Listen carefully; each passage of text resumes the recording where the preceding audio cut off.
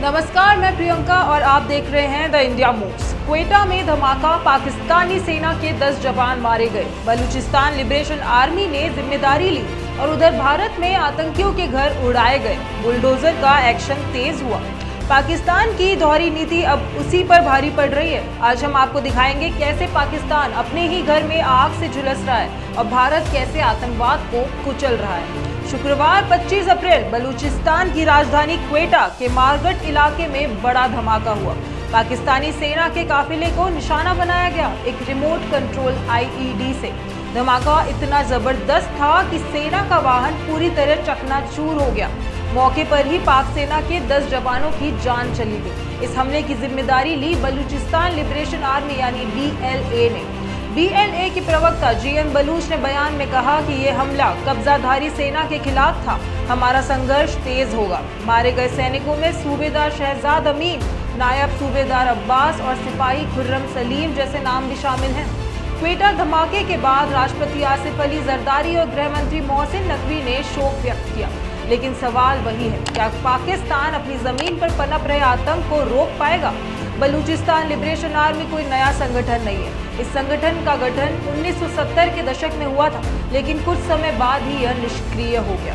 2000 में इसने फिर से खुद को खड़ा किया और तब से अब तक BLA ने पाक सेना और सरकारी संस्थानों को बार बार निशाना बनाया है।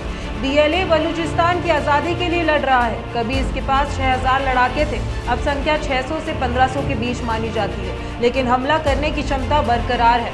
11 मार्च को भी BLA ने जाफर एक्सप्रेस को हाईजैक कर पूरी पाक सरकार को हिला दिया था। ये ट्रेन क्वेटा से पेशावर जा रही थी, लेकिन बोलान के माशफाक टनल में उस पर हमला हुआ। इस ऑपरेशन में मजीद ब्रिगेड और फतेह स्क्वाड जैसे खतरनाक लड़ाकों को लगाया गया था। तो पाकिस्तान एक तरफ BLA के हमलों से जूझ रहा है और दूसरी तरफ भारत आतंकवाद के खिलाफ निर्णायक कार्रवाई कर रहा है। अब आपको लिए चलते हैं जम्मू कश्मीर, जहां हालिया आतंकी हमले के बाद सुरक्षा बलों ने आतंकियों के घरों पर बुलडोजर चला दिया है। 22 अप्रैल को हुए पहलगाम आतंकी हमले में स्थानीय मददगारों की पहचान के बाद एक के बाद एक 6 आतंकियों के घरों को विस्फोट से उड़ा दिया गया है। इनमें शामिल हैं आदिल गोजरी, आसिफ शेख, एहसान शेख और हारिस अहमद और शाहिद कुट्टी और जाकिर गनी। इन सभी पर आतंकियों को पनाह देने, योजना में शामिल होने और पाकिस्तानी आतंकी संगठनों से संपर्क रखने का आरोप है। जांच में सामने आया कि आदिल हुसैन खोकर ने खुद हमले की प्लानिंग की थी और 2018 में पाकिस्तान जाकर लश्कर-ए-तैयबा के कैंप में ट्रेनिंग भी ली थी। पुलिस सूत्रों के अनुसार हमले में शामिल आतंकवादी पश्तो भाषा में बातचीत कर रहे थे। इससे साफ है कि इनमें से कई पाकिस्तान से आए थे।